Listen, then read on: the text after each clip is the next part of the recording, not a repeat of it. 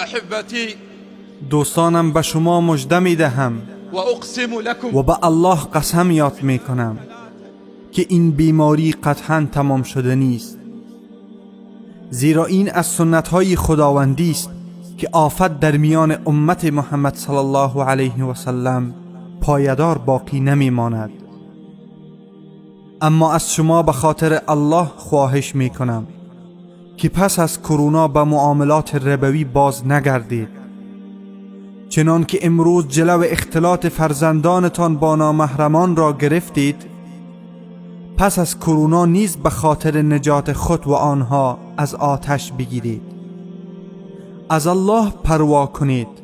اگر امروز به خاطر ترس از کرونا با نامحرمان دست نمی دهید، فردایی پس از کرونا به خاطر ترس از الله چنین کنید.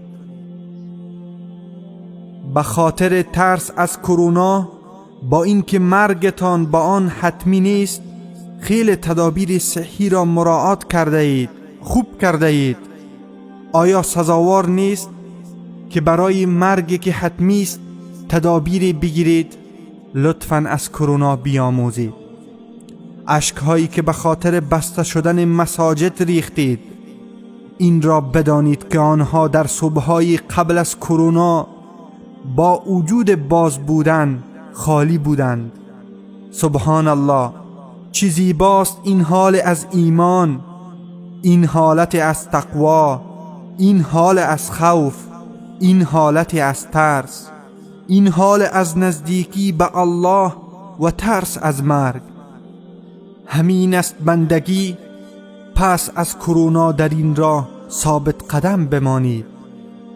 سوگند به الله که دنیا بر خیر و نیکی خواهد بود اگر این چنینی که هستید بمانید. امروز از یکدیگر طلب بخشش دارید و بر یکدیگر پیام میفرستید که به خاطر الله مرا ببخش، برای رضای او مرا عفو کن. کرونا تمام خواهد شد، اما بعد از کرونا به قطع صله رحم باز نگردید. بعد از آن به سودخوری بر نگردید. پدران و مادرانتان را بعد از کرونا به خانه سالمندان نفرستید. دولت‌های ابرقدرت که امروز به زانو در آمدند و به زمین خوردند، نه به خاطر بم‌های آیدروژنی است، اینها را موجودی که به چشم قابل رویت نیست چنین ساخته است. یکی از لشکرهای ناچیز پروردگار، اگر از کرونا در امان ماندید و دوباره به منکرات بازگردید، آیا مطمئن هستید که از خشم الله در امان میمانید؟ و او راست لشکرهای آسمان و زمین ارگاب بخواهد به هر وسیله شما را گرفتار نماید میتواند و شما او را عاجز ساختن نمیتوانید. پس آیا بر آنچه اکنون بران هستید باقی خواهید ماند؟ کجاست آن خبرهای فوری از به خاک و خون کشیده شدن هزاران سوری؟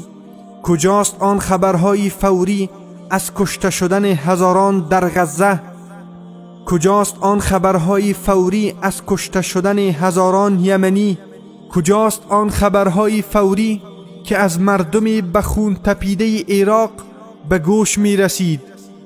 تمام دنیا از ظلم و قتل ساکت شده است و آن کودک سوری که قبل از شهادتش گفته بود همه چیز را به الله خواهم گفت، حالا امروز به جهان نگاه کنید. اکنون به قاتلین و ظالمین نگاه کنید که از یک ویروس می ترسند. امیدوارم که همین گونه تا قیامت در خوف بمانند. امیدوارم بعد از کرونا آن بمها و بشکه های انفجاری که بر برادران ما در سوریه سقوط می کرد دیگر ننماید. امیدوارم که بعد از کرونا دیگر مردم یمن گرسنه نمانند. امیدوارم که بعد از کرونا دیگر کودکی هر ساعت در یمن از گرسنگی نمیرد. امیدوارم که بشریت بعد از کرونا نیز امین گونه باشد. پروردگارا، ما به ناتوانی و کوچکی خود اقرار و اعتراف میکنیم.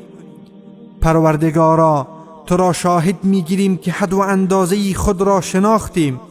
واقعا هیچ توانی در دفع شر و هیچ قوتی به کسب خیر بدون